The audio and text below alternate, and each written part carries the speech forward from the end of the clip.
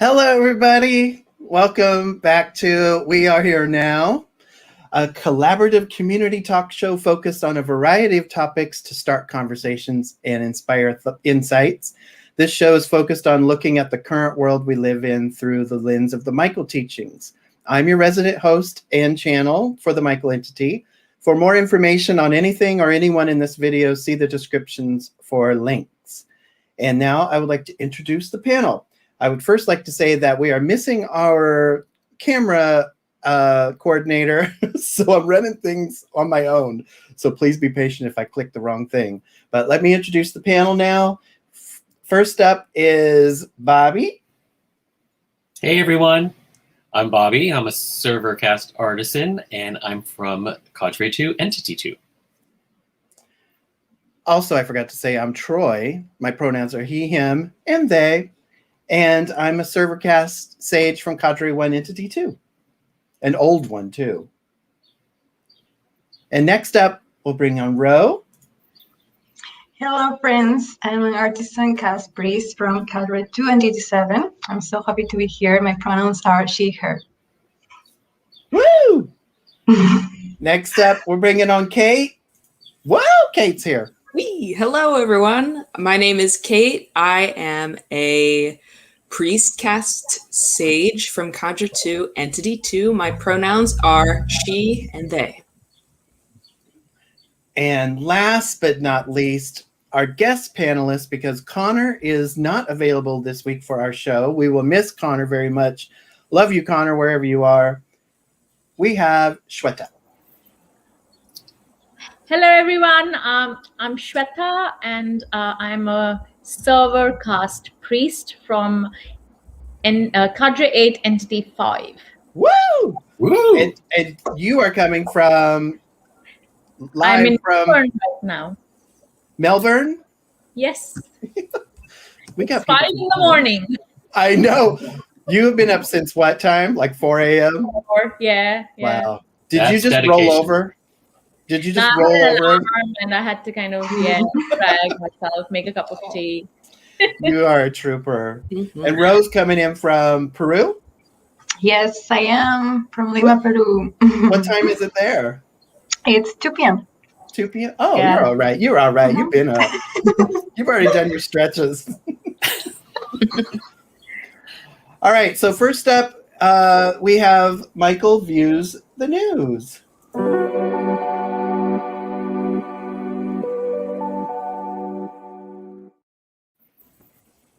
All right, here we go. There we go. I'm running things. So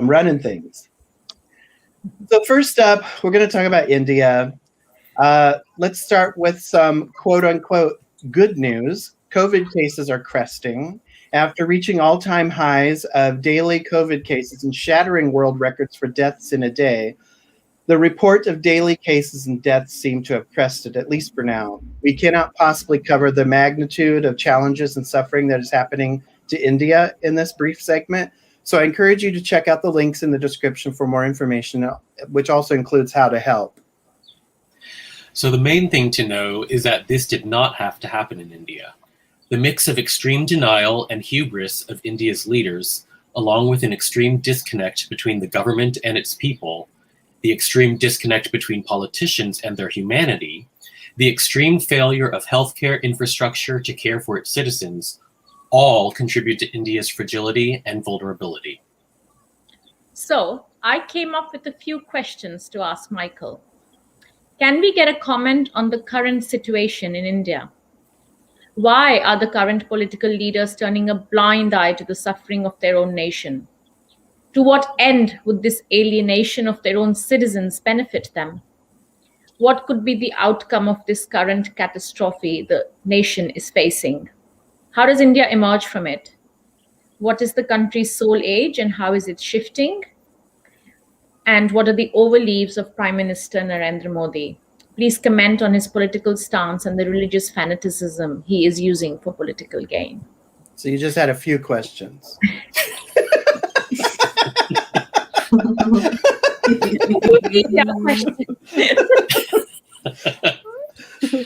And to those questions, Michael had this to say in response. This is Michael. The current situation in India could have been prevented, but with the mix of greed and arrogance, capital G, capital A, along with the limited perspectives of young souls in false personality and power, and baby souls unquestioningly complying with long-term conditions, you now have the current catastrophe. The magnitude of the situation reflects the cumulative effects of long-term neglect and disregard, but also long-term endurance of the idea that poverty is either noble or deserved. With baby souls complying, young souls could ignore the poor and focus on themselves and funnel resources toward themselves. When these same baby souls now seek to have a voice, they are quite literally being told not to be babies. This is not unique to India. Every population that is a mix of baby and young souls will tend to see this dynamic of unquestioned compliance versus selfishness. In the case of India, a virus has helped showcase just how delicate and fragile that kind of dynamic is. And Michael continues with, the current political leaders turned a blind eye because they could. It's that simple. For young souls in the negative poles, problems in the world or problems around them are other people's problems, even when one has signed up to be responsible. They will happily claim credit for successes, but the challenges and failures are not their problems. That's familiar. The more a young soul is isolated from the reality of others, often by the disparity of wealth, the more shocking and disorienting it is to be confronted with those realities that are not their own. The alienation will not serve them or benefit anyone, but the shock of these current events may prompt changes in infrastructure that have been long overdue. These changes will come if enough pressure continues after the threat has subsided. Michael also says the outcome of this tragedy is yet to be determined, but we can say that the citizens of India cannot be the only ones left to be responsible for what comes from this. The world must get involved and help with intervention and resources. When people have suffered, they need care and support in recovering, and the work of helping change systems and infrastructures and resources can come from everyone, everywhere.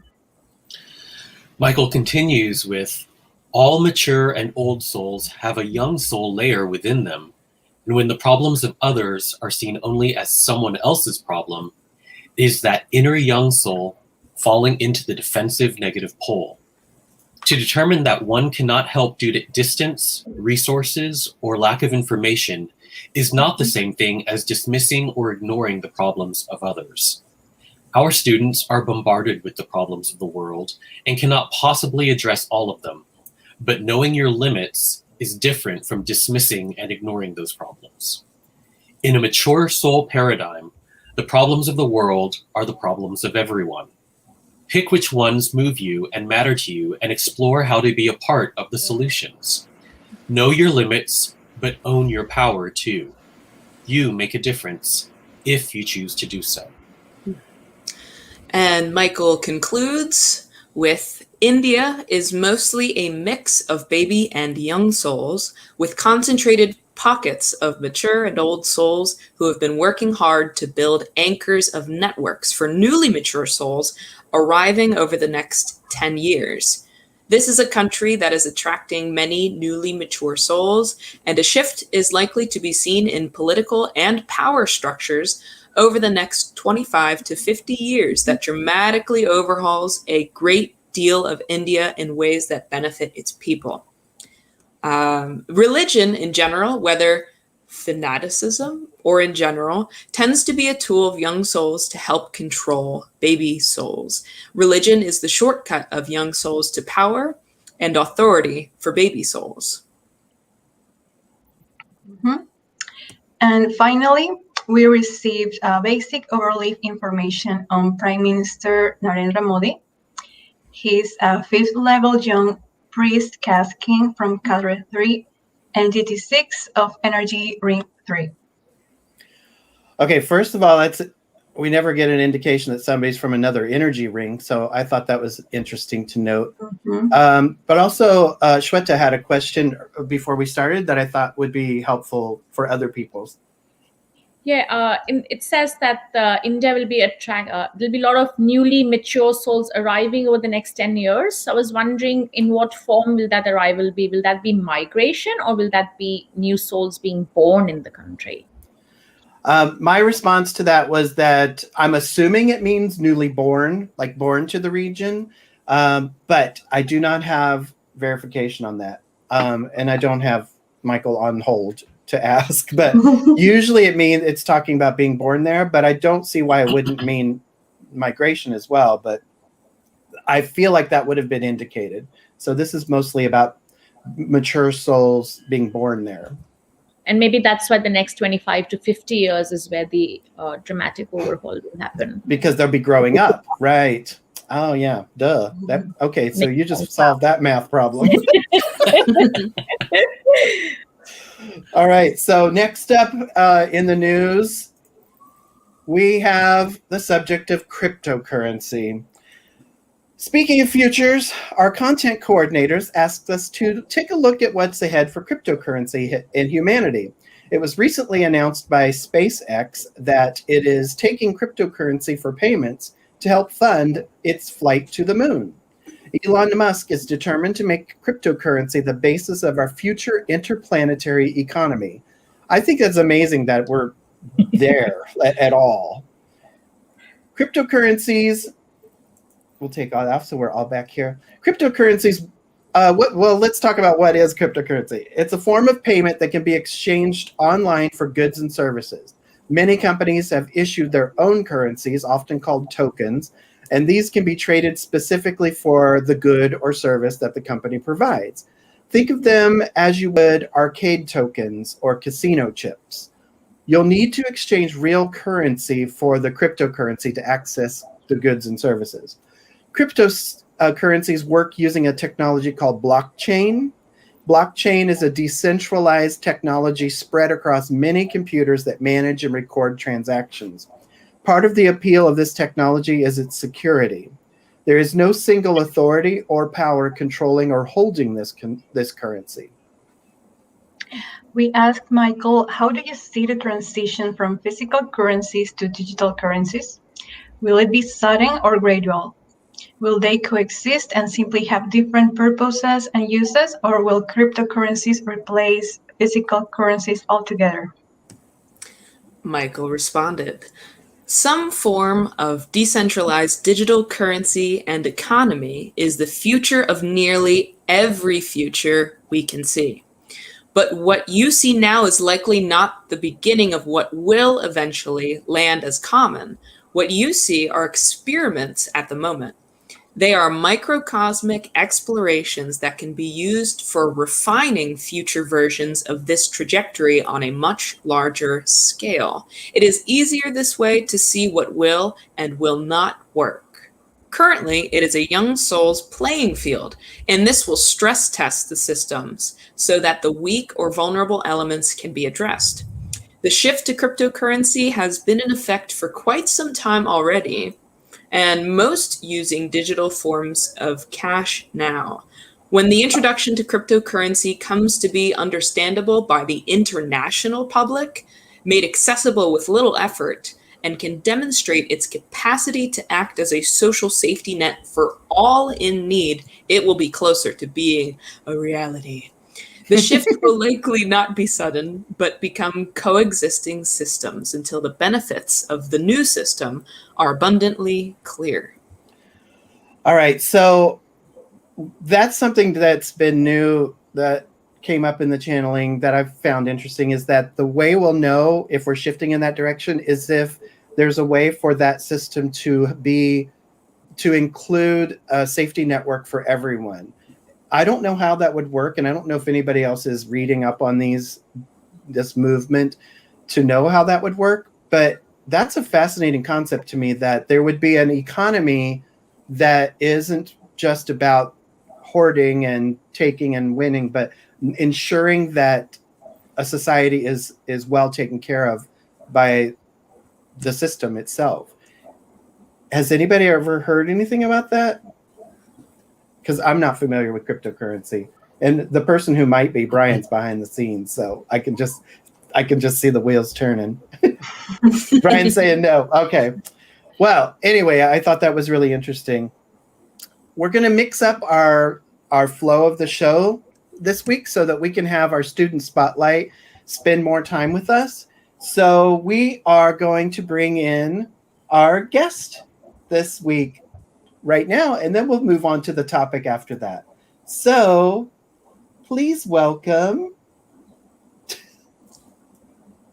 One moment, please. We've got to do something really pretty.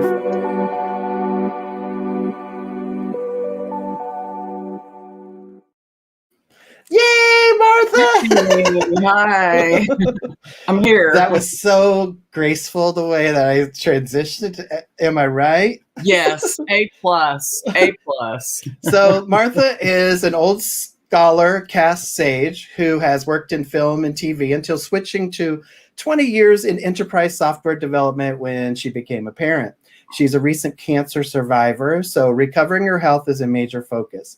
Her interests include film and TV, particularly sci-fi and fantasy, documentaries, and true crime, as well as reading, politics, ruminating on life, and how to best be an advocate for disability in the future. Mm-hmm. I really like that last part, and I would like to ask you about that first.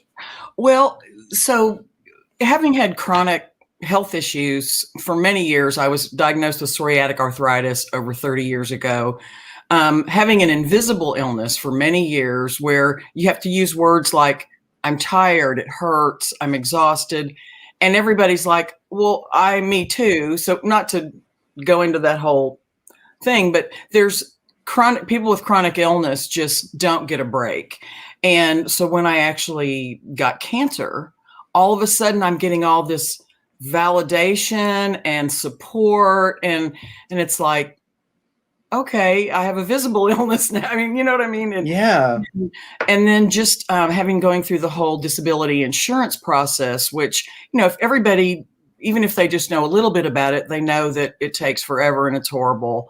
But they probably don't think that much about it. But for example, people that are on SSI, which are people that haven't worked and are so poor that, and they get a pittance and they're not allowed to own anything. Yeah. They have to stay poor because if all of a sudden, if somebody like I know a woman who had a carriage and she had a horse and she would go do carriage rides on the weekends and make some money. And she had to sell her carriage because she couldn't have an asset. Right. Anyway, so I could go on, but I won't, but it's, and I've been trying to fight for my long-term disability insurance. That's still going 3 years later, so and I've been fortunate that people have helped me so that I have been able to survive and I haven't been evicted, but I could go on and on and on, but that's good because I want to help with that. And I think it's telling the story, but the problem is the story is so just awful that it's not anything people would read or. Oh, yes, they would. There's a lot of people who could relate to it. Yeah. So to be determined later, but that's what that was about. That's really great. I mean, I like it when something it goes back to that saying that we can always control what happens to us, but we can control what we do with what happens to us. Right. And I really like that you are doing that. We'll come back to that, but I wanted to ask you, do you remember when you first discovered the Michael teaching? Yeah. So because of the chemo that I've had, I have basically brain farts all the time. So I thought about it, made some notes. So Seth softened me up for Michael. I found Seth 83, 84, and many, many books. And, and so then in about 90 or 91, one of my friend's mothers came to town and she was very into New Age. And so she went to one of my favorite bookstores and came back with a big stack of books. My fantasy would be to be able to go and buy 12 books. Right. And one of them I think it was the Michael Handbook. Oh, okay. Is that Aaron and JP, I believe? No, it's Jose. No, not Jose's. This was, I think, I'm pretty sure this is Aaron and JP. Anyway, we can figure that out later. But it was, I just started flipping through the books. I was drawn to it. And as soon as I started reading, it was like, holy shit, this is it. Oh my God. And I actually talked this woman into letting me take home that book from her new stack of 12. Said, I promise I will bring it back tomorrow. I'm going to read it. And I did. And I was just like, oh my God, this is it. This is it. This is it. You know, kind of a thing. Oh. And so that would have been early 90s. And then, you know, for you youngins out there, at that time, you would get books. And the only way to even think about other students was, I think, maybe a couple of books had, like, on the back page, there'd be some addresses of channels or P.O. box type of things. And that was how, like, I have a letter that I had written to Jose, and he had written me a letter back. It was sort of about the ordeal of being 6th level kind of a thing. And anyway, so that was it. I read books, and then there was let's see. Okay, now I'm having the brain fart. Okay, so around in 96, when I was pregnant and having Morgan, I don't know when AOL chat rooms first went off, but I had a little tiny computer and a little 2400 baud modem or something, and we get on those AOL chats, and they were just free for all. And I actually have transcripts of maybe half a dozen of them that I found on an old disc, and they're just well, but it's not to go into that. But so it was like either Aaron would come channel questions or JP would. It was sort of a rotating thing. And it was basically the same people that were on Spirit Web, a lot of the same screen names, that type of thing. And so was that after you were sort of banned from that whole, because I don't think you were there, but I had somehow found your site because I saw the Otterly Blue site. But I don't remember seeing you being part of any of that AOL stuff. So I think that was after whatever all that was. So, but I did find the Otterly Blue site, and this would have been right in the early 90s, maybe. I don't know when you had that site. Yeah. But I remember thinking, I want that guy to be my friend. I want that guy to be my friend. Oh, it's so funny that's and I forgot to announce myself because you said I was a Scholar Cast Sage, but I'm from Cadre 1 Entity 2, like Troy, and my pronouns are she, her. But yeah, so we're entity mates. But so I had that big, I really remembered that site and you because of that big reaction. But at the time, I was completely broke because I was having a baby and I had no job because I was having a baby, right? Film, that's one thing about the film business. You can't have a baby. Anyway, So then when I got busy raising a child, having a chronic illness, working a demanding professional job, and raising Morgan, I didn't have time to look for any community. But around 2009, I had sort of a reawakening. I had a big recognition with someone, and I thought, oh, this is like Michael would be able to tell me about it. And so I started thinking, oh, hey, let's see what's going on the internet. And so I found TruthLoveEnergy almost right away and started getting involved and ordering channeling from you. So that was how that happened. Yeah, because I think 2007 is when I really focused on building the community because I was recovering from my own illnesses. And I was like, well, if I'm going out, I might as well go out doing something that I love. So I started focusing on the building TLE. By the way, that I think the current platform that we're on, the TLE platform, not TLE in general, but the current platform, we just passed the 5-year anniversary for wow. Wow. You stayed on the platform for 5 I know, right? Because we moved around a lot. Oh, good old Ning. Good old Ning. Yeah. So 2007 to 2021, how old does that make? 14. 14. We should do something for a big anniversary at some point. So I wanted to ask you about having cancer and dealing with all of that. Did you find that there was any relevance to your spirituality, or whether it's Michael or Seth or any, even just personal philosophies? Like, did you find any of that helpful at all to deal with something like that? This is going to sound weird, but part of it is because I've been a professional patient, and the 2 years before I had cancer, I was very ill. I had gotten pneumonia and ended up in the hospital with an 8-centimeter hole in my lung. And so I had been very ill. Oh, shoot. Now, what was the question you asked me? I just did that, drop the ball. If spirituality played any part in I got it. getting you through. Yeah. So partly because of that, I was in professional patient mode. I was already going to doctors and doing all these things. And so when so at first they're telling me you have this extremely aggressive, fast growing cancer, to the point that I had my oncologist appointment. My first one was going to be on a Tuesday, and they got my records on Friday and called me and said, no, you need to come in today. Okay. Like they didn't even want me to wait till Tuesday to get. So that is really scary. But then they tell me you have the most common kind of breast cancer. Basically 95% of people survive it. If you get the treatments, it's survivable. So there wasn't any. I didn't ever have any of these dark night of the soul. Oh, I'm going to die. It was just strange. But I think part of it is just my philosophy that I've had for decades, sort of about life. But it wasn't like I was resigned, like, oh, I'm going to die. I just never had that. I was just like, okay, here are the things I need to do.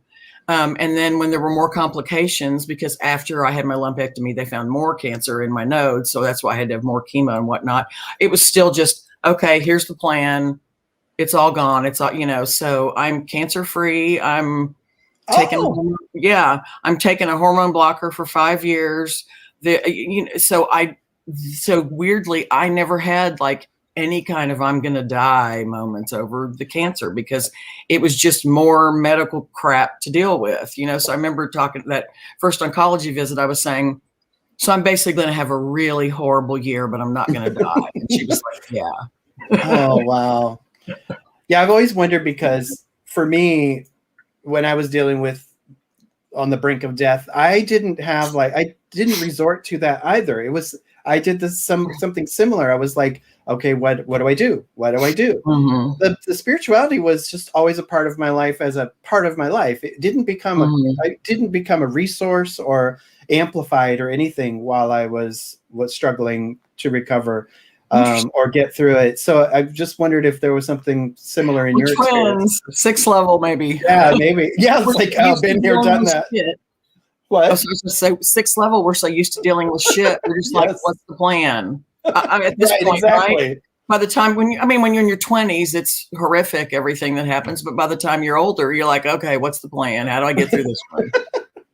Well, I'm glad you're here, and thanks for being a part of the show today. And I'm going to bring the panel back so that we can go into the topic talk. Okay. Thanks, Martha. You're sticking around. I'm just slowly getting to the transition that we need. And here we go.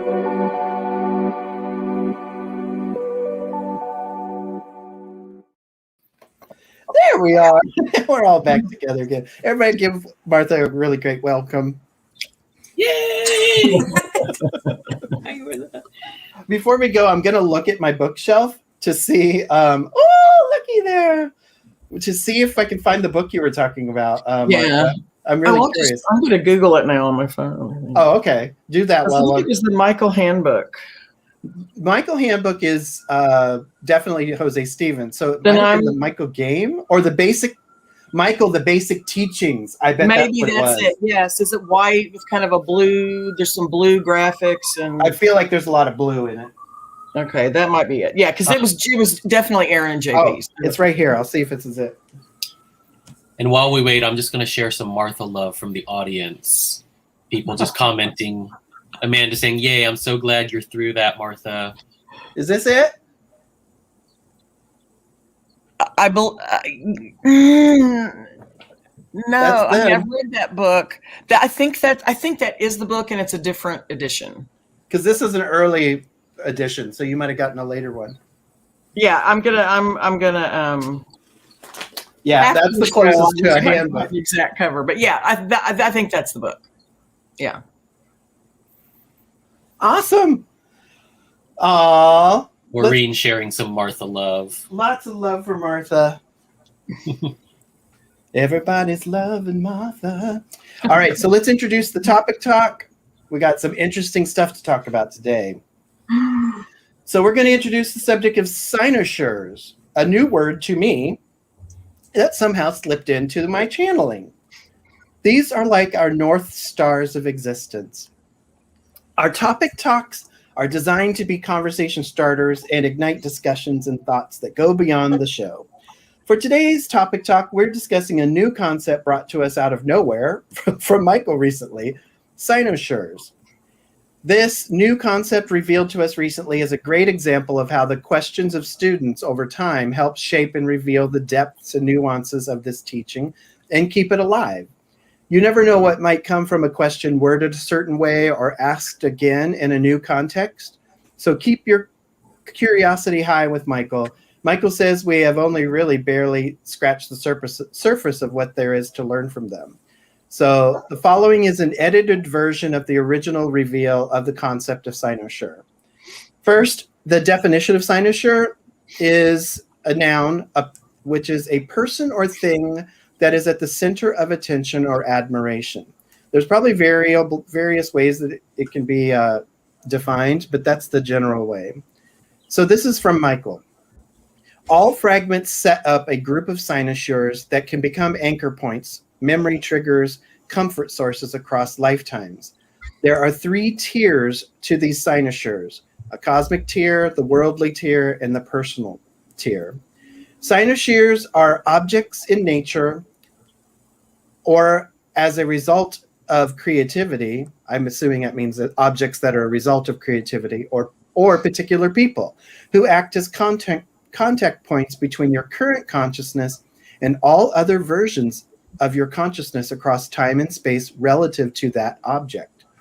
Cosmic cynosures are not usually implemented until there is off-planet travel, but even planet-bound older souls will know a cosmic cynosure in the form of a teaching such as ours. Worldly cynosures can be such things as a geographical location or a natural wonder or a long-standing creation that endures time. Those are cynosures, such as constellations, the Grand Canyon, the pyramids. In the personal tier, there are objects such as musical instruments or tools or even fashions that act as cynosures for a set of personalities or lifetimes that link together over time and space. Even people can act as cynosures. Think of these as navigational elements of the soul. They tend to become more obvious or noted in lifetimes or periods of time when one needs to recenter oneself and align with a greater direction that's part of a greater pattern. They are your North Star, so to speak. If you have recognized a cynosure in your life, it means you are likely manifesting essence or working on it and connecting to parts of you that exist across time and space and dimensions who aim for the same thing, home. This aiming for home is not as an escape or as some distant place to reach, but as a reclaiming and remembering of the part of you that is part of the wholeness of existence, the part of you that you bring with you wherever, however, and whenever you are. So some bonus channeling I pulled in for this is cynosures can be recognized by 3 distinct symptoms. They trigger a sense of remembering something, like a type of recognition. They tend to invoke awe, enthusiasm, and persistent curiosity, like you're just wondering why it means something. They tend to be true forever and not lose value and meaning over time. So it's not like a fascination or an obsession. It's like stays with you. So I'm going to invite the panel in to answer some questions and sort of explore this topic. And viewers, please keep your thoughts and your responses to these questions in mind, because when we open up the segment for viewer Q&A, I'd like to hear from you. Right now, we're just going to focus on the panel, and I want to make sure we don't miss out on your responses. So, panel, do any of you recognize any cynosures in your life? Whoever wants to share an example, raise your hand. Go ahead, Martha. So I think for me, piano and voice is one. But what I wanted to bring up was that I think I have one that was sort of one that I recognized I couldn't do anything with in this lifetime, because when I was a little kid, I was obsessed with drawing ballerinas and feet in ballet shoes. And everything about my sister, who's an artist, said these drawings were incredibly full of movement. I was obsessed. And then I did get some ballet lessons when I was a kid, but my body's just completely built the wrong way. And my mother wasn't very supportive of it. So, but I was just upset. And I still to this day love dancers and watching their legs and stuff. But I just was obsessed with feet and ballet shoes. Now, to build on that, I want to stick with you for a second. So describe how you recognized it and what you felt like. I can remember, because I'm talking maybe 4 years old here that this started. I don't know. It was something about I guess the beauty of it to me, the beauty of their legs and the way ballerinas looked. I couldn't have been exposed to it very much, except my mother was big on the Nutcracker. So I'd probably been to the Nutcracker, but and I love the way the pink shoes with the satin and the way the strap, the ribbon straps. And of course, later I found out their feet are mutilated and horrible under those beautiful shoes. But I think I don't know, something about watching dancers on point to me is just so beautiful, Does it still trigger you like that? Like that yes. sense? Yeah. Yes. Like it's, to me, I'm in awe. Like when I watch like Baryshnikov or somebody, I'm blanking on another. Missy Elliott, am I right? Mm-hmm. Yes. Missy Elliott. I mean, Wow.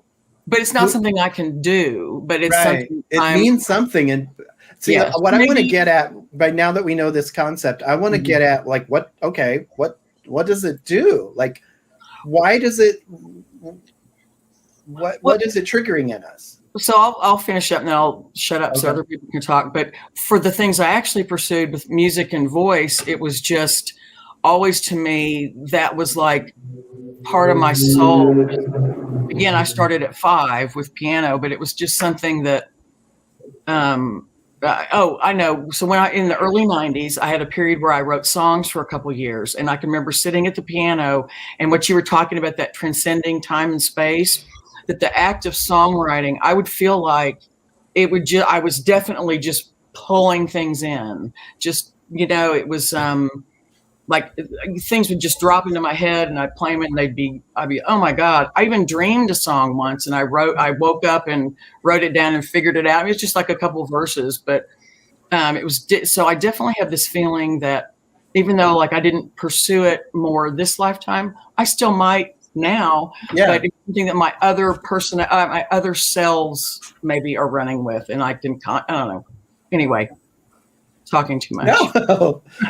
But that's, to me, that's this, and I know Bobby probably can relate to the voice and piano one. Yeah, actually, I'm so glad that you brought up music, because that's mine too. And it's going to sound very oddly specific.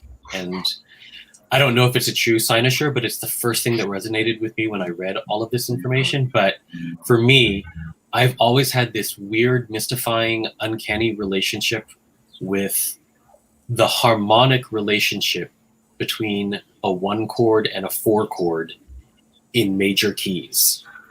And I know that sounds oddly specific, but if the chord built off of pitch 1 or do, and the major chord built off of pitch 4 or fa in any key, any major key, the relationship between their harmonics, going back to when I was a little kid, it's so funny because now that I was a music major in undergrad and grad school, so I have the theoretical understanding of that now. But I used to love, the songs I used to love as a little kid growing up, songs from like Eurythmics and all of these great like 80s bands and synth pop bands. I just thought I loved them.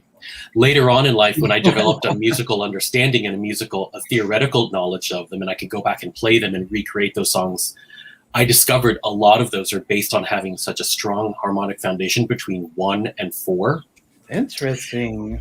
And so much of the music that I write and I create on my own now, often it goes back to 1 and 4. And in terms of like the response in my body, it's like the most true, purest, visceral reaction to those two oral sounds connecting with one another. It's haunting. It makes me shudder. It makes me cry.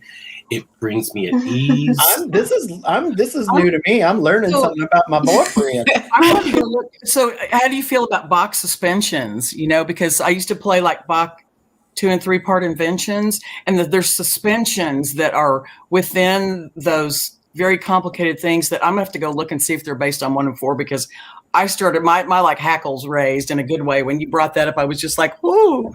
Anyway, it's so funny that you bring that up, because I love suspensions. I love harmonic suspensions that are pitch 4 resolving to pitch 3.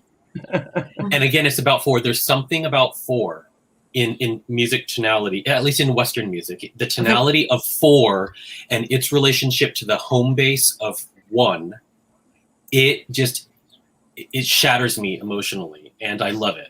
I love it. I love playful cadences. Everyone, no. I love it. And Bobby, you can look at the comments, because there's some questions for you about it. Yes, music nerds. I love that, Bobby. Are there any songs that highlight that particular harmonic? I mean, there are a plethora of them. I can go back and dig into my music library and bring up examples and share that, in the comments. But there's just something about, and there are some songs out there that are just, the whole song is just the 1 chord alternating with the 4 chord. In fact, your Laurie Anderson song, Troy, Superman. Yeah. I'm pretty sure it just oscillates between 1 and 4. Oh, wow. So and listen. It's such a profound relationship in my ear that it's resonated with me across my whole lifetime. Wow. Well, I would love for you to give me a link to at least one example of that. All of you, when you get done sharing your Sinusure, if it's possible, give me a link that I can add to the description so people can be like, oh, that's what they're talking about. Yes. I'll create that playlist, Amanda. All right. Everyone will probably get bored of hearing 1 and 4 over and over again. So listen, I want to get Kate in next, because Kate has to leave very right on the dot at the top of the show. So I want to make sure we don't miss out on Kate's Sinusure story. It's incredible to hear both you, Martha, and Bobby talk about music so specifically, because I could listen to you talk about it probably the rest of the show if we didn't have other things to do. I have so much admiration for you both. And it's because that music for me was going to be one of my Sinusures, but I'm just saying music in general, which is still good. And now that I'm thinking more specifically, I have a band that I listen to that when I hear their music, every time it just everything in me goes like aligns, and I feel like I can do anything in the world. And maybe that's just like the feeling of power and inspiration, because I am priest cast, but it's a band called Saint Lucia, if anybody's heard of them. Oh my God. Yeah, we love I love them. Saint Lucia. Yeah, love them. So I know what's the song, because I know I've heard a song with that name because I'm listening to playlists, but I can't think of a song to remind me who it is. I wouldn't even know them by. Don't worry about it. Don't worry about it. I'll drop I just know that they're. in the don't worry chat about it. Yeah, they're so good. Yeah, they are that. And then the other Sinusure I was thinking of, just real quickly, specifically the Rocky Mountains in Colorado, the big white, and those two things, music and mountains, to talk about the feeling that I get from that, apart from that alignment, is in the sense of like Sinusures feeling like you're returning to home through something here on this planet. To me, those things, the band, the music, the mountains, are all like a returning, like a reawakening to who I am, and to the unconditional safety of just being yourself, being a person, being a human here. And just even when we were reading through that Sinusures, I started tearing up a little bit, because I was like, this is literally what we're here for, like how it was channeled. But yeah, I'll leave it there. Shweta? Yeah, mine is a bit more broad. I wish it was as specific as those beautiful tones you described. It's more to do with the feeling of flying and aeroplanes. I remember the first flight I ever took. When takeoff happened, I wanted to literally fly outside the plane. I felt so much surge of power and energy and freedom. And that stayed with me all my life. Birds and flying and aeroplanes. And every time I feel stuck in life, whether it is, in the humdrums of life, it reminds me that I'm meant to be free. And when I meditate, I see birds coming out of my body. Or sometimes when I'm in deep meditation, I feel like I'm myself an eagle and soaring. So I think it kind of, when I'm really manifesting, flight and freedom comes through, and it reminds me of that we are not bound by this physical body ever, and that we are just meant to fly. And aeroplanes and birds are like that. That sounds pretty beautifully specific to me. Yes, absolutely. Yeah, Absolutely. That's incredible. So that's my, and that's how I feel. And it just, every time I'm stuck, the difference it makes in my life, it just makes me work towards my own freedom. Yeah. Shweta, when we were in the green room before the show started, I was telling you, when I have my dreams about flying, when I wake up from those dreams, that sensation that overtakes my body, it feels like I'm coming home. Yeah. Like I'm supposed to know what flying feels like. Yes, exactly. I totally identify with that. Yeah. Yeah, we shouldn't try it though in this body. I've tried bungee jumping, but I've never fallen.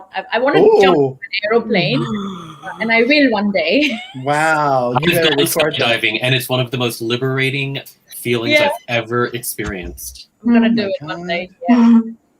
Okay, Ro. Oh, yeah. Oh, by the way, I just want to say all your Sinusoires feel like so beautiful, and I feel expanded to just hear you talk about them. It just feels amazing. And okay, I have I think a couple of them, starting with the feeling of vastness, when you look at the sky, a starry night, and you just feel like surrounded by this, this feeling of, wow, I'm one with everything. I feel kind of, at home, in this planet, but also longing for my home out there in the stars, my origins. And it's like, when I was a kid, I was like, please take me back. Like I would go, to the balcony and, felt so connected to, the stars and or other places or planets maybe. But I felt that, and, when I look at the stars and the sky, I feel like that everything is going to be okay, because it feels like this eternal, timeless space that, it felt me feel good. And then I also have this affinity, and it's weird, but I love parsley, like the smell of parsley. I get so happy when I smell parsley, and it makes me feel very grounded and like giddy, and it's very weird. And it's, even more now that I actually lost my sense of smell in 2019 because I had a cold or a virus, a flu. It was horrible for a month because I had zero sense of smell. And then I started progressively to gain it back. And I remember smelling parsley. When I was able to smell parsley again, I was crying. Yes. Amazing. And my other Sinusoire is, I think, when the first time I heard, I actually read the story, The Phantom of the Opera, when I was 8 years old. My great aunt had this little library of, those classics, and I would love, to read all of them. And I read this, The Phantom of the Opera, the story, and I fell in love with the story and all the characters. And then I watched the musical, the Broadway musical, and the music, it really was through my soul, all those, the melodies, everything. And I remember, I think my favorite version is with Sierra Bogues and Ramin Karimloo. I think that's the Phantom of the Opera, the version that I love the most. And yeah, it's, I don't know, just the music makes me feel so lifted, and yeah, it's beyond words. Hearing all of your Sinusoires, it's like you're actually opening me up to remember ones that are in my life that aren't like the ones that I came up with. there's even things as simple as dill. Like for me, it's dill. Yeah. Not parsley, but when I smell dill, Mhm. I'm like going, I don't know what's happening to me, but I'm like, Uh-huh. oh. So I don't know if it's just an effect from that or if it's a cynosure, but you know, Basil, making basil me here. what? Basil. Basil. Oh, Basil. wow. And music, of course, I think all of us can relate to Music, yes. because in some way, and my version of it is different from what you guys described, but yeah, I have that too. But the Yes, weirdest one for me, oh, what, Ro? No, yes, I'm saying, yes to Amanda. She's also, fangirling over Phantom. My weirdest one is stoneware that I have a bizarre physical reaction to, and I'm still trying to figure it out, where I feel like I'm almost going to pass out by looking at it, and I get this swelling in my neck. Like it feels like it, and it feels like I can't swallow, and it's not a bad That's an feeling. allergic reaction. It's not, Like it's not a bad feeling. It's this pit in my stomach, and it's like I miss somebody really deeply, but I'm seeing them again. So it's like this mix of emotions, and it's just like Japanese stoneware. It's, You mean like dishes type? yes, like dishes. Okay. Yeah, like pottery and stuff, and it just freaks. And I have like an actual physical reaction to it, where I'm like I feel like my throat is like I'm choking. So that's my weirdest one. But if all the other ones, I relate to the music and geographical locations: Tokyo, Oh, yes. Amsterdam, and New York City. Those are three that just feel like people that I love and that I'm remembering when I'm looking at them. And for Tokyo, since I've never been there, I will sit and put on the people who walk the streets and just record walking and put it on and just sit and watch it. And it feels like home. And I just do that because of that. Now I know it might be some sort of cynosure type thing. And I can't wait to get more information on these subjects. But I want to, two things. I want to make sure that we know Kate's going to be leaving soon. So when you're ready to leave, pop a note, make sure you interrupt us. But I want to hear from the viewers now. Let me do my little fancy transition. Everybody get excited about it.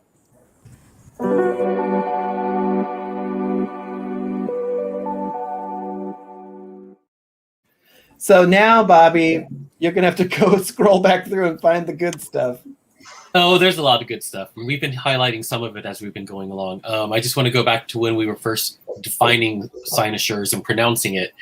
I love what Marigold was saying. As a person for whom English is a second language, I'm glad to hear now how the word cynosures is supposed to be pronounced. We were all struggling with that in the green room, and we had to look it up to understand how to pronounce it ourselves. This is a new word for me. I've never heard it before. It came through the channeling, and I had to look it up myself. These are one of those little miniature moments where even after years of channeling, and I'm comfortable with it, and I don't question the reality of it so much, but I still do. These are the little moments where I'm like, how did this happen? Like, where did this come from in my brain? And so that was like another little brick in my validation wall for me, or foundation. I think when we were all talking about our different music connections or cynosures, Amanda was saying, to quote John Denver, it's like coming home to a place I've never been before. Yes. Which honestly, that's also how I describe, and Troy knows this, in 2004 when I finally moved to New York City, which was a lifelong aspiration of mine. I had never been here before, but when I moved here, I felt like coming home. So I wonder if a city can be a cynosure. Oh yeah, that's what I'm telling you. It is. And if it's not, it is. Because I think New York City is for me as well, even though I don't live there. Do have there's another me that went there, and it was an attorney for was a public defender attorney. The Many Lives of Martha. And Bjork said, I miss you, though I haven't met you yet. That's similar, right? We got to throw Bjork in there. Give her. So for Luciana, I'm going to push back and say, I bet you do. You just have to think it through, and I'm sure you have many. I don't have any. I think you do have cynosures. You just have Why to think am I about it. not surprised, Luciana? Luciana, why am I not surprised? Just FYI, while we were all talking, I put a couple links in the chat to St. Lucia songs, so you all can sort of understand where Kate Sinusoire love is coming from. All Eyes on You is a really good one. Here's another one for the song The Way You Remember Me. I love that one too. So you can check those out. And then Amanda Troy was saying, Wedgwood Jasperware gives me the feels. Oh, I'm gonna have to look this up. Wedgwood is a major dinnerware and ceramics and pottery ware company. I'm glad you clarified that because it didn't sound like that. It sounded like Cyprus, sort of personal toy. It's not a personal toy. It's high-end, expensive dinnerware. Wait, what's the Wedgwood what? Okay. Wedgwood Jasperware. Wedgwood is like Lenox or, Kate Spade China. And Waterford Crystal. Waterford Crystal. Oh, I see. I love. Yeah. Beautiful. Yes. Mm-hmm. Okay. So now back to the show. Oh, that's pretty. For Cyprus, one of her, I guess her Sinusoires is King of the Woods oil. Oh, when it's done just right. It has to be just right, or it smells like cat pee. I feel like that's the case for a lot of oils. No, I think it was like a sex thing. King of the Woods has civet, synthetic civet in it, and that's that pee, right? Yeah, it's like wild cat pee. Ooh, and when it's blended properly with like musks and vanilla, it's heavenly. Okay. But it's synthetic. Yeah, no one's putting cat pee on me. How you doing, Moon? So this is Moon Feather, and she says, I don't know if this is a Sinusoire or past life resonance, but Vienna, Austria feels like home. I feel expansive and lighter there. How to distinguish between Sinusoire and past lives? There isn't any. I think that if you're having that kind of like memory, that fits the description. Michael said that they are anchors, right? Anchor points? Yeah, they're like triggers. What did they say? It triggers triggers a sense of remembering something or recognition. So I think it's not just like this one thing that's inspirational and stands out. It's also like your path. Well, the point of the Sinusoire is that it's connecting you to all these versions of you. So I don't see how a location that might be connected to a past life and it's meaningful to you here wouldn't count as a Sinusoire. It makes sense to me. Yeah, like right? Troy, I've always had this fascination or future life. I've always had this fascination and love for scarlet macaws, but I don't know if that's a Sinusoire or if maybe there's like some scarlet macaw working group that I was a part of, ages ago. But maybe it can be one and the same. I think Sinusoires are a bigger, it's a bigger net than what I originally thought it was. And I think that your love for Bernese dogs and it's unholy, your love for Bernese dogs and scarlet macaws. So those are standout things that are really distracting and inspire like moments of awe and gasping from you. So it's not just because they're cute. It's a very specific thing. So I think that's a Sinusoire. Kristen is saying Paris, mountains, snow and ice, and working with my hands. Oh, that's for me. Snow. Whenever I see it, it's really comforting to me, and it baffles me to no end when people say they hate snow. I don't understand it. Agreed. Doesn't make sense. Amanda expounds a little bit on John Denver and says he may be one of my Sinusoires. Honestly, his songs and his life in general pulls at me deeply, especially his tragic life ending. Well, since Michael said that they can be in your support circle, or they can be people, I'm sure they're in your support circle, and that's probably a muse of some sort. He's probably a muse of some sort. Bobby's loving Wedgwood and those oils. Interesting. Oh, no. He's just making fun of, see, his mind went where my mind went. Well, when you thought it was some personal device. Well, that's what that Bobby, high five. on our gutter minds. Anna Dobson says, I love harmonizing and singing with someone. So do Ooh. I. The space that harmonizing and singing with someone creates makes me very expansive. Mhm. Also, Martha, we had those falsetto lifetimes together. Oh my God. Is that when y'all were like countertenors or falsettoists? Is that I'm what that blanking, means? and I'm blanking on the reference. Didn't we Go back get and look at the neutered? stuff you What's that sent thing? me. Castrated? Were we? Castrati. Like Were we start- that's what you castrati, not falsetto. In- Yes. in the Renaissance, Michael they had would. channeled that I think I had asked about musical before. Anyway, I was like a big castrati singer, and that I think they said I could even possibly like figure out who it was. And I think we looked at a couple and kind of thought, oh, maybe this guy. And there were some recordings, I think, but I don't remember his name or anything now. But yeah, I was a big star with no. Yeah. Kate, it's 4:00. Do you? Oh, Here. oh my God, thank you. You're welcome. I know. See, you just don't want to pull yourself I away. don't want to leave. Oh, everybody, say goodbye to Kate. Thank you for We being love here you. today, and have a I good love time you today. guys. Thank you. I'll see you next time. All right, bye, Kate. Bye. Let's keep going. Wait. Sorry. The chat just jumped for a second. Okay. Moonfeather is saying snow for her too. Looks like we've got a nature theme going. Karen is saying wind is a major Ooh. cynosure for me, and the sounds and scents it brings, especially from the ocean and through the trees. Ooh, hold up for a second. It is 4:00 or after 4 now.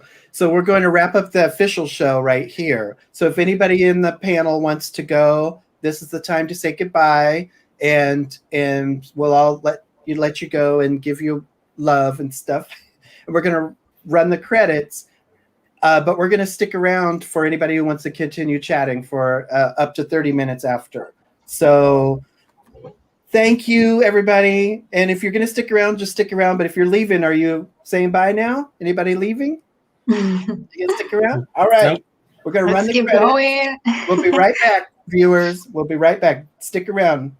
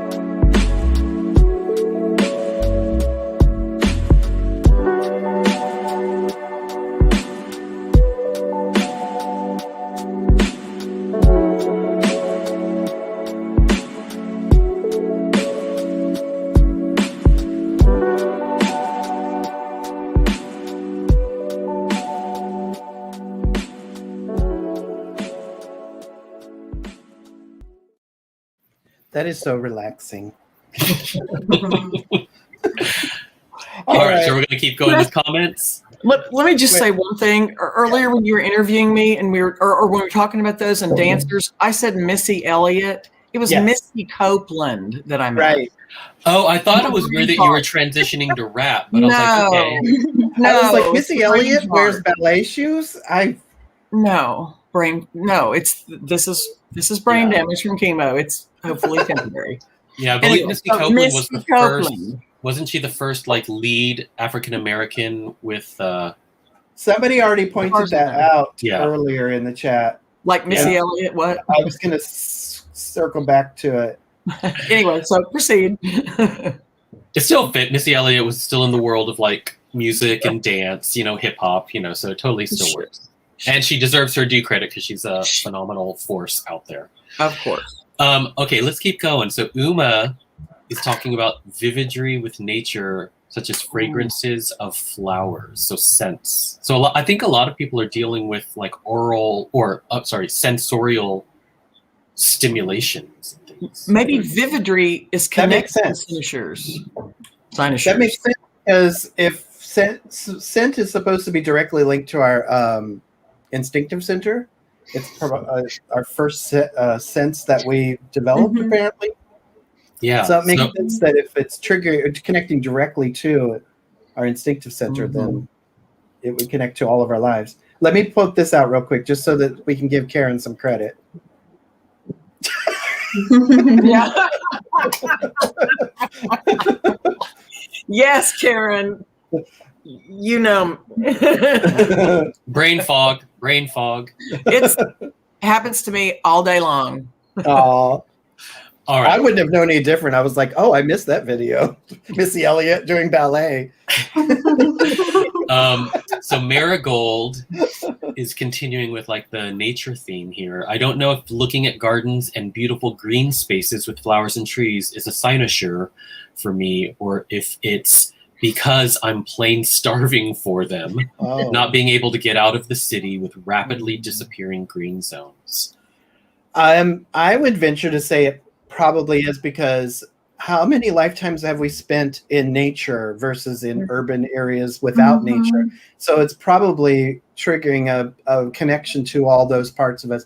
We probably are gravitating towards that in general across lifetimes because that's what we've known the most, nature, right? Yeah. Maureen says, one of mine is wind, and all movement related to wind and the opening of senses related to wind, sensation on the body and all the smells. Trees are one of my favorite things, especially when they are swaying or moving. Two of my true rests are listening to wind and storms. Ooh, I wonder if cynosures are hinted at in our pillars, our pillars of. I love being in water when it's moving.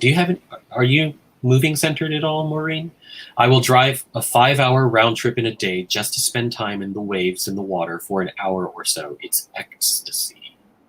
I wish I had that kind of conviction to get in water. I also love being underwater and, holding my breath underwater for as long as I can and feel all that peace, that quietude there. And then taking a breath. Yes, Shweta.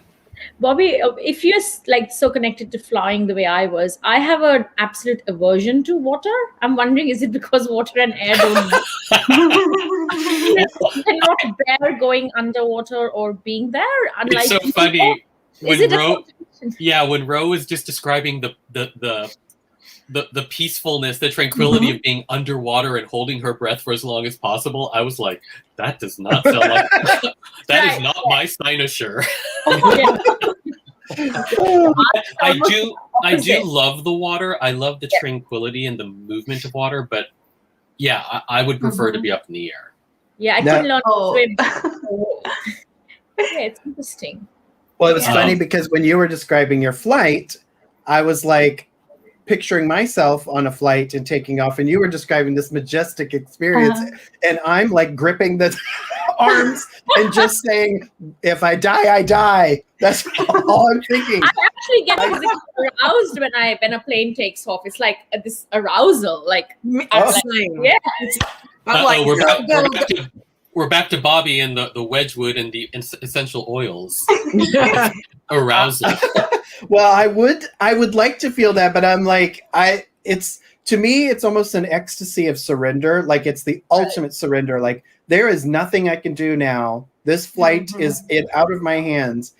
And, but it's terrifying to take off and it's terrifying to landing for me. In between, I fall asleep really easily, but it's terrifying. He's holding my hand so tightly on the armrest whenever we take off and when we land. I do kind of relate to it because I like that feeling of like, here we go. There's nothing more I can do. And that's a rare moment that you have in your life that's not like triggered by some serious duress. Like just taking off into flight, it's not duress, but it's like this moment of surrender where you just have to. So it's kind of interesting. So Troy, do you? It's confusing to me that you're not worried while the plane's in the air. Is it you're afraid it's going to crash on landing and take off? I think it's because when you're in the air, you don't feel it. Like But when you are landing, there's a lot of movement. Like there's movement, and like, holy crap, I'm in a giant tin can, and somebody's just got a little steering wheel. But wait for the air when it could just fall out of the sky and kill you. You're fine. Yeah, I mean, if it's gonna take a nosedive, I would be scared too. But while we're just coasting, I'm like, I'm just. The reason why I fall asleep, though, I think is from stress, because I don't really want to think about it the whole time. But I fall asleep as a passenger in any vehicle. If I'm driving, I'm totally awake. I can be awake for days. But I can't. If I'm a passenger in a vehicle, I will fall asleep almost instantly. Okay, clearly we have transitioned into the after hours show because Maureen is saying, I feel aroused. I feel aroused when a plane takes off. Are you in the Mile High Club, Maureen? It's wonderful to feel out of control and being moved so powerfully. Orgasm comes to mind. Okay, Maureen, I can relate to that. Not orgasmically, but like I was saying, that moment of surrender, it really is a powerful moment. And I kind of like that. Not as a cynosure and not as an orgasm, but I hear you. Anna says, oh, go ahead, Shweta. What were you going to say? The power of man conquering is what first, when I was not so into freedom, it was about we've conquered this, and it's that surge of power. Like that says here, I can do anything, superpower when we take off. Yes, I think that also is that humanity conquering something. The physical sensation of orgasmic. Well, I think maybe Anna is referring to that. She says, when the plane runs down the runway, it is like, I can do anything, superpower. And then we take off, and the rest of it is a non-event. But landing is terrifying. Okay, so you guys are giving me I'm going to have to bring paper towels on my next flight because you've got a whole Maureen should have become a pilot. Because now you have me thinking a totally different experience should be happening. I'm going to bring lube. I'm going to bring Wedgwood. I'm going to bring Mile High Club. Join the Mile High Club. Yeah. All right, let's ground it back down to earth. Flashland. Let's go underwater. Cypress is saying into the waters. The other one that she thought of, in addition to King of the Woods oil, is looking at the bright blue sky through the leaves. Yeah, that's a very specific visual. And then Christian finally has one come to mind. Christian says, seeing the coronation of Napoleon in the Louvre. Interesting. That's a very specific one. So now, what I'm sorry, Christian, is that a painting or is that a sculpture in the Louvre? What kind of artistry is that? I don't remember what that is. See, that's interesting because this brings up like how many cynosures are there that we don't know about. Like if I saw that, would I find that same feeling? But I don't know if I've seen it. Okay, and then now Maureen has some Michael channeling. She's directing this towards Martha. Michael said this to me recently. One of the reasons we have always suggested vividry as a practice is because it creates a kind of bookmarked moment that is permanent. This moment of vividry is then a kind of beacon that other lifetimes can use to link to that lifetime. The resonance would be in terms of awareness, not in general. So in other words, these moments are specific to comprehending one's existence as a persistent consciousness. So only if you look for them will you find them. Ooh. Many older souls use these as navigational markers.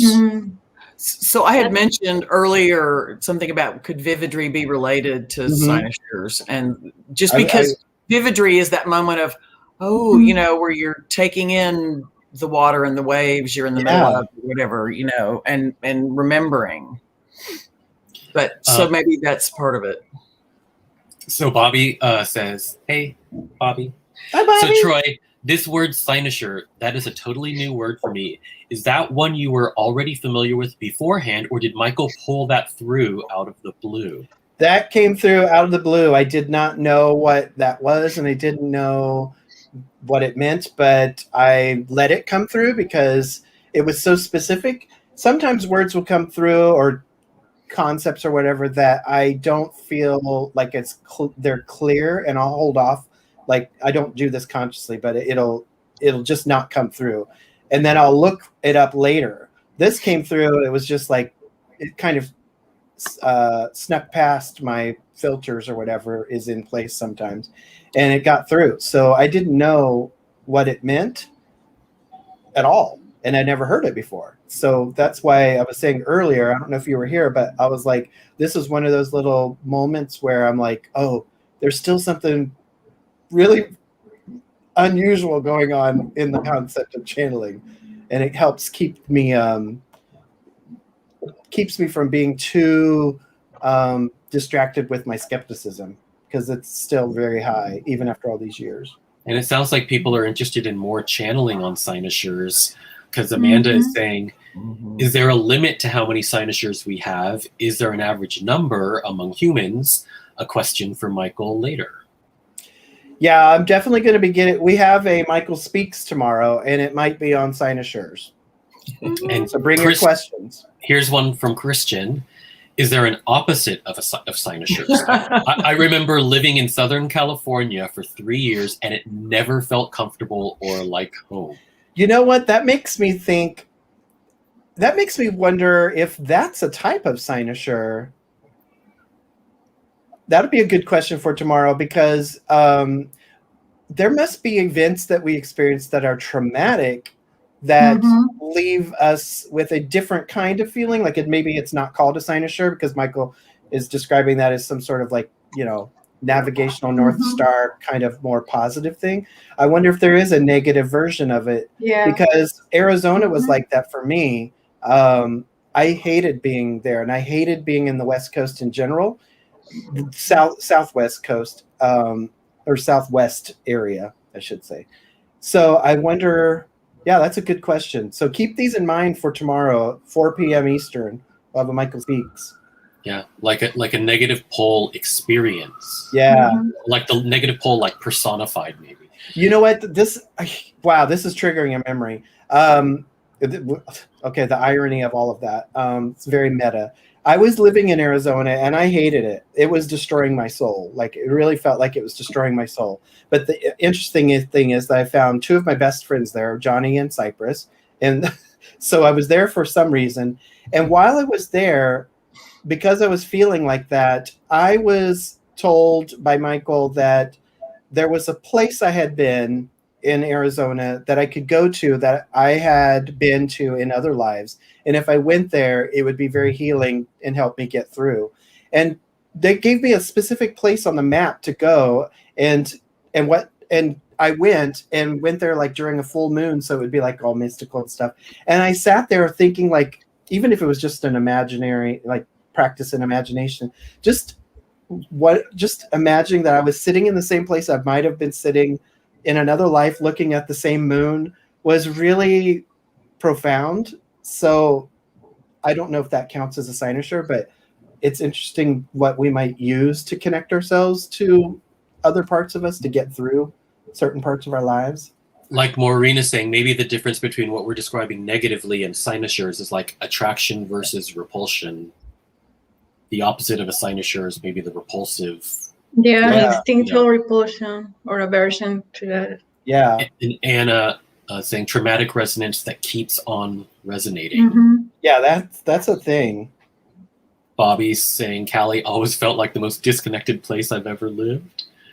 And then I had asked Maureen earlier if she was moving centered, and she says, I think the love of movement is related to the chakras, especially the 2nd and 3rd chakra.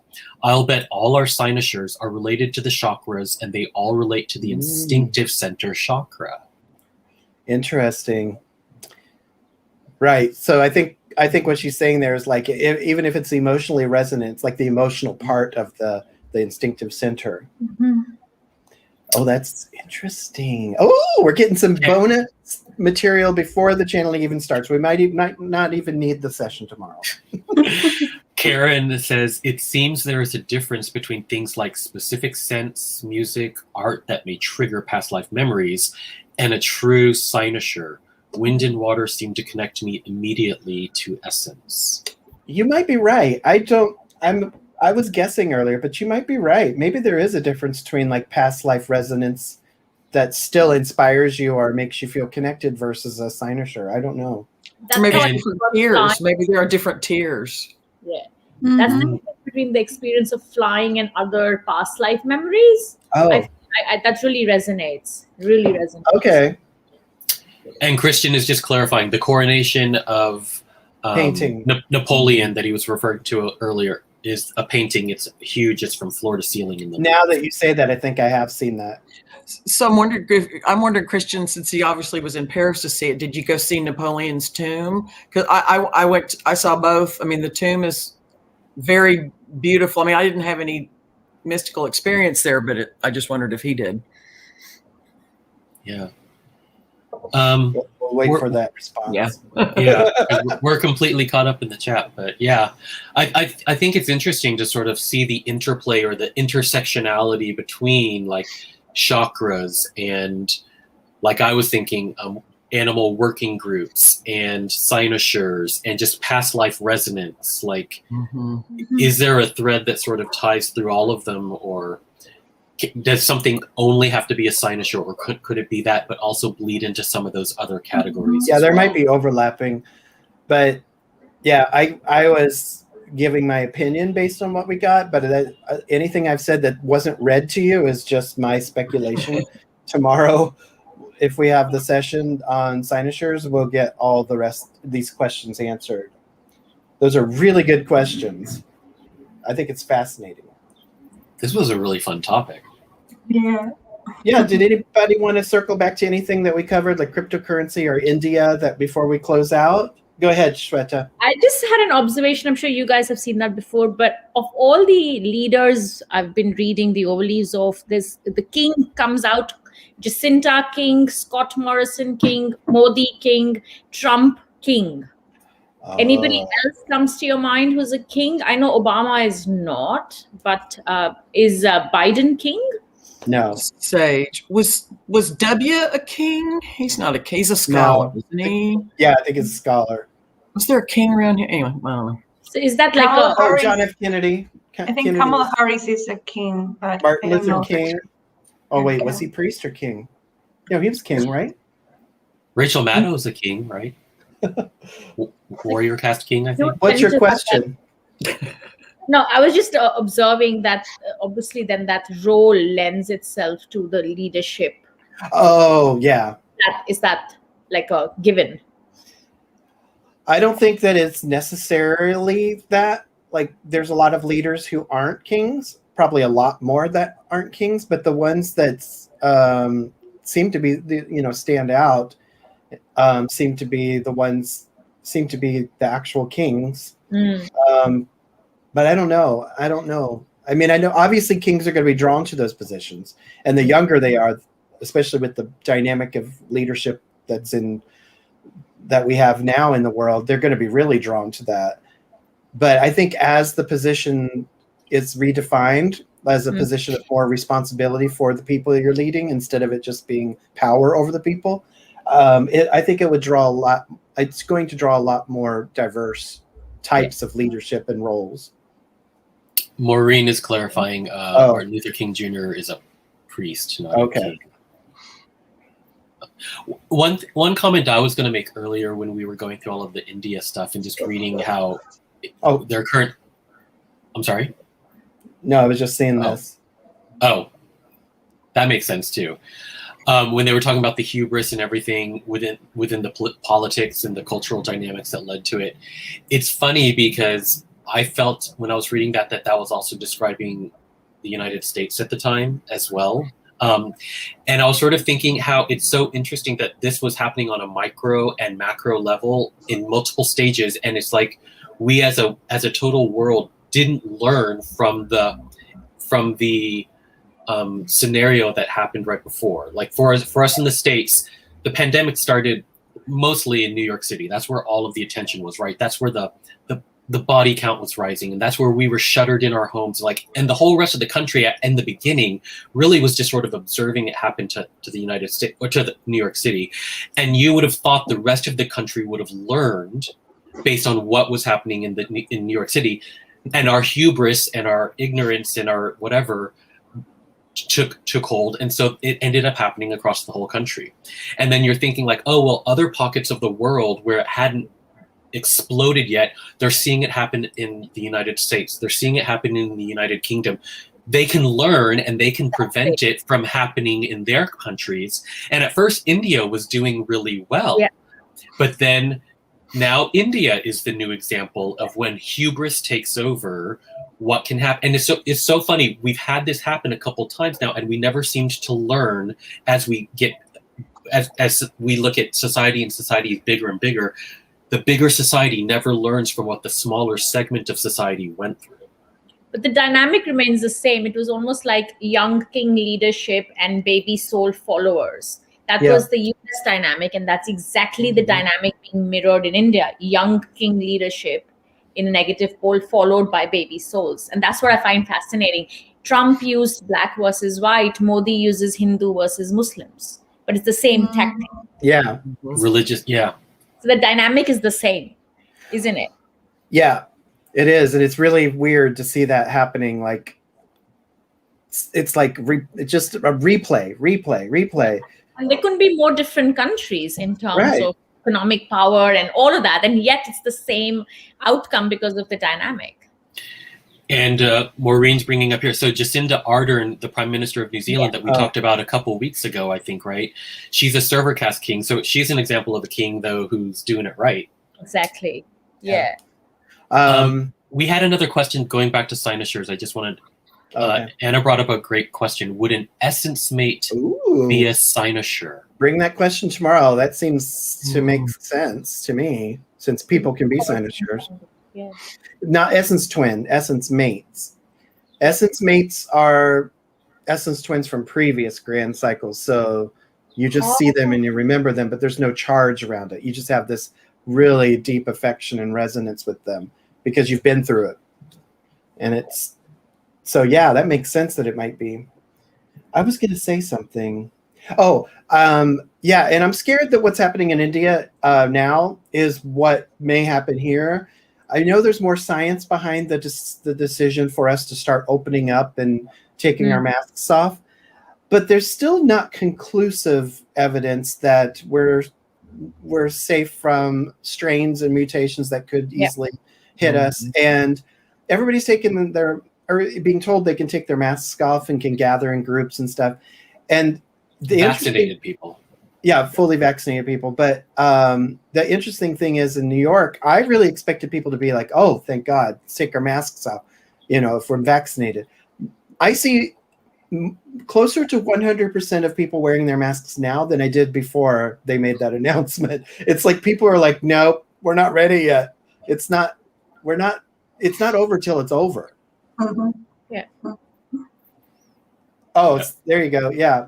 So I'm okay with we might have the TLE gathering this year in person because I trust the people, and if they're fully vaccinated and if nothing has indicated any a rise in infections or anything like that between now and the gathering, I feel safe pulling that off. But I'm not ready to go to a restaurant and eat or take my mask off at the grocery store. Yeah, Moonfeather's seeing more masks right now. It's weird. Yeah, right? I'm seeing more people be like... Sorry, we're still wearing masks in Australia and there is no COVID. See? We wear masks. We wear masks in public transport. We have social distancing, everything, but there is no COVID in the community. There is nobody's allowed to come in. And yet we're doing it. It's weird. I think Japan has had this practice for a long time. And I think one of the things that's come out of this is that people realize that masking up while you're going out in public is actually it's just a very practical thing to do in the first place. I've seen people say, this is the first year I've never caught a cold. Like they didn't catch a COVID, but it's the first year they didn't catch a cold because they are masked up, and how much that would prevent people from being sick. So it's really interesting. So I wanted to bring up Japan because I'm not really on top of what's going on, but I know, are they having infections? Because there are people over there saying, stop the Olympics. We shouldn't hold the Olympics here. I don't know if the infection rate has gotten out of control or what's going on with that. I don't know where they are right now. I know they've done a really good job of keeping it under control, and but they have a different mindset where the government doesn't tell them what to do. It tells them what they should do. And because of the mindset, it's like, well, then let's do it. So everybody has really compliant to the suggestions, but I don't know where they are in their infection rate. This was just I saw something that was, sorry, go ahead. What, Shweta?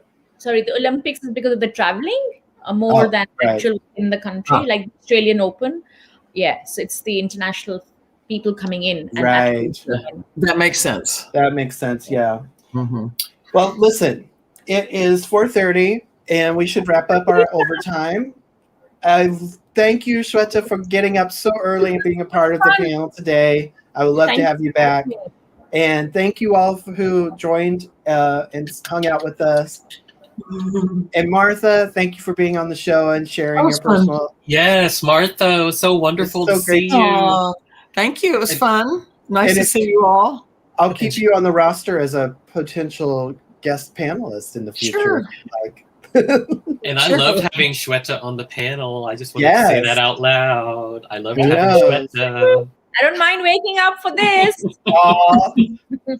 We'll discuss between now and the next show if there's a position for you waiting, a permanent position on the panel. You never know.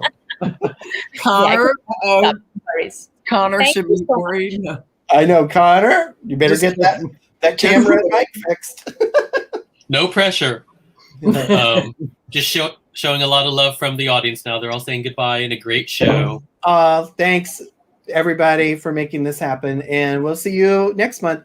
I would like to announce now that you'll hear it here first, that not only will there be the We Are Here Now show, but our official launch of Living, Loving, Learning will be June 22nd, I think. The 4th Saturday. So I think that's right. But there'll be details coming. So there'll be an additional show next month. Co-hosted by this crazy Sagecast Sage. All right, I'm going to leave. I'm going to pull us out. Seriously. Bye, everybody. Bye.